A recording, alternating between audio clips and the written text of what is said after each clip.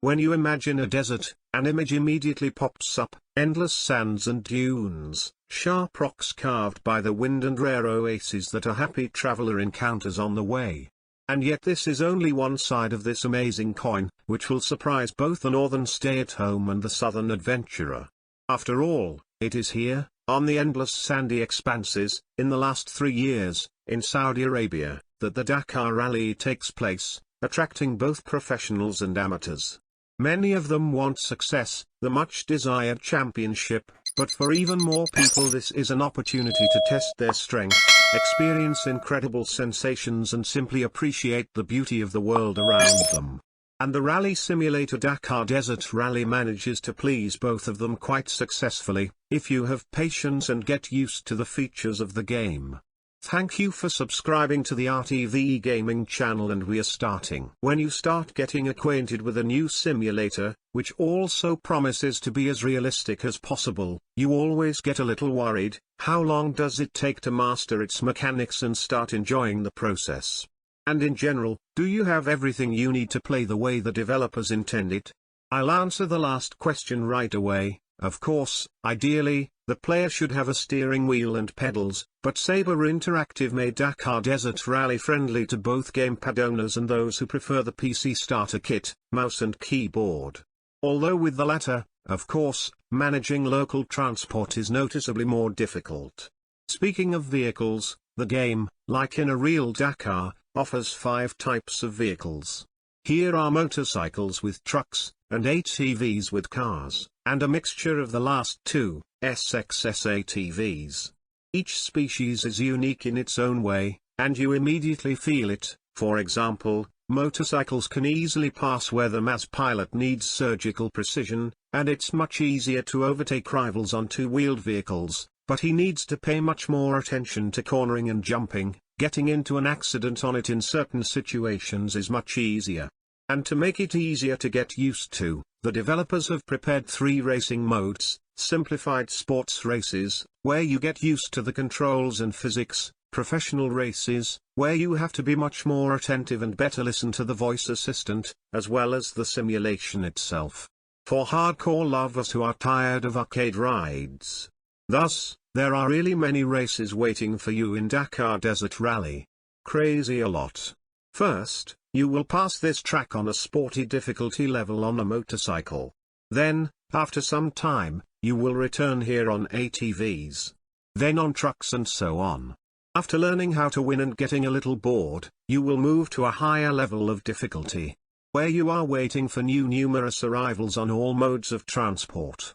And then you want to race with your friends. And all this in a relatively open world, where you often decide how to get from point A to point B. If the Dakar Desert Rally has something to delight almost everyone, it's its own world. The developers have done an incredible job. From the very first seconds, you can't take your eyes off the picture, which pleases you with both picturesque landscapes and attention to detail. Whether it's day or night, rain or snow, yes, it's extremely rare in the desert, but it can be very snowy, lifeless wastelands or roads near settlements. You will not only not get tired of looking at the screen, but you will look at the environment as best as possible, well, as far as possible at high speeds. Dune rides at sunset, sand rising in the air under the scorching sun, almost zero visibility at night during a snowstorm. Beauty is beauty, but the game is interesting primarily for its trials and challenges that it throws to the player. There is practically no asphalt here, and there are not a lot of specialists in the district who will bring you into shape in a second. If you participate in the Dakar races, get ready for the fact that it will be difficult for you, and any mistake can be fatal. Having started and accelerated on the first straight, look into the distance, because sooner or later you will find a turn that brings both threats and opportunities. On the one hand, the enemy AI is often lame here, and in difficult situations, when your rivals only stop and try to get back on track, you can try to overtake those who are unlucky.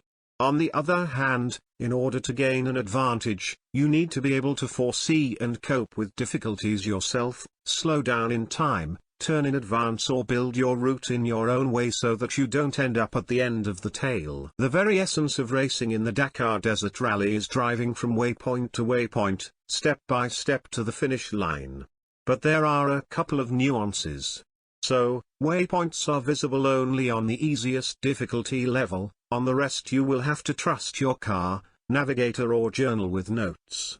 And you don't really have to go through every point, one or two you can easily, usually because it's very easy to make a mistake, miss. So even if you end up coming first, for every waypoint you miss, you will be given penalty minutes, and you will be several positions lower on the leaderboard. In addition, banal and hated stones or trees can slow down the racer on the way, after a collision with which you will be lucky if the car does not need repairs, or conditional lakes, during the crossing of which you slow down. Or the same dunes, you accelerate, jump, and then you find yourself on the right or left side. When the condition of the car becomes critical right during the race, you cannot do without repairs in the field. If the finish line is still far away, it is better to take this opportunity, but in the end, critical seconds will be added to your time spent on the trip, a fine for the same repair. Therefore, it is better to drive carefully, do not break windows or headlights, but do repairs at the base. Even an outsider who started in 16th position can come first in the Dakar Desert Rally. Even a pilot who decides to make a flat-out simulator, not ideal, but quite good, or GTA for the sake of interest, as well as exploring the world outside the track. Yes, big, but limited. If you drive too far from the main route, you will be teleported back. The indicator on the left side of the screen shows how far the opponents are. And even if it suddenly seems that they are already too ahead, you should not give up. Practice shows that in any situation a favorable outcome can happen for you, a major accident, an unsuccessful ascent or descent from the mountain, or the notorious sharp turn that rivals cannot handle. So do not rush to press restart and furiously turn off the game because of the lag and another mistake. It will make you more experienced and more successful in the future. After all, it's not a fact that other AI pilots won't make a larger and more epic miss by requesting repairs and receiving a bunch of penalty time. And when you come fourth, you'll find yourself at the top, which means more experience points and Dakar points await you, opening up new tracks and opportunities, including playing in a simulator mode, as well as allowing you to purchase new or repair current vehicles.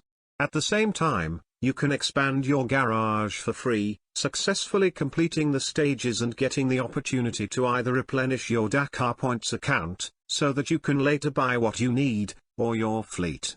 Sponsors don't always offer what you want, but if they do, in order to participate in full-fledged competitions, you will first need to qualify a test race. By getting a few cars, ATVs and motorcycles, you will be able to vary their characteristics to some extent depending on the situation, somewhere you need maximum speed, and somewhere good handling is preferable. So the characteristics of vehicles can be changed at least after each race. In addition, the game's interface helps gamers with periodic pop-up hints about where to go, how sharp the turn will be, or what danger lies ahead. There are also pretty obvious green arrows to get you ready for a change of direction, and symbols, for example, ascent or descent, bumps, water, and so on. All this is written in the game itself. After spending a few hours in Dakar Desert Rally, I understand that the game is really exciting, and can captivate even more if you don't drive through the desert for days on end, better a little today, a little tomorrow, and then again with friends, and a trip to Saudi Arabia may take months or even years. The most important thing is the desire to understand how the game works, not be afraid to make mistakes and enjoy a well-made and pretty racing simulator, which can tire or bore, to cheer up and captivate again in a few minutes.